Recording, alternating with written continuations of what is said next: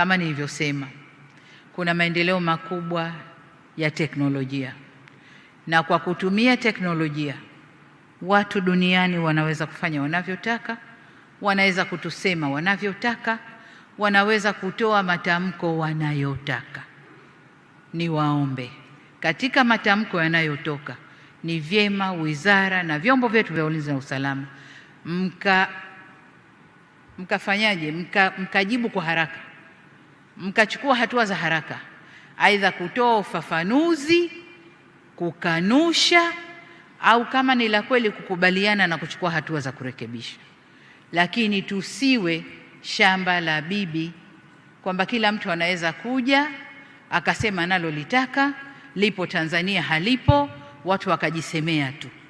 Lakini la pili, tumeanza kuona mtiririko au mwenendo wa wanaharakati ndani ya region yetu hii kuanza kuvamia na kuingilia mambo yetu huku.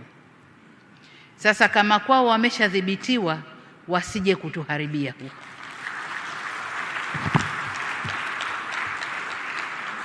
Tusitoe nafasi.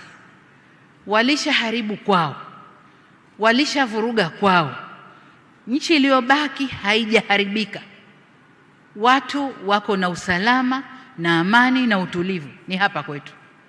Kuna majaribio kadhaa. Niwaombe sana vyombo vya ulinzi na usalama na nyinyi wasimamizi wa sera zetu nje, kutoa nafasi kwa watovu wa adabu wa nchi nyingine kuja kutovuka hapa kwetu. Hapana.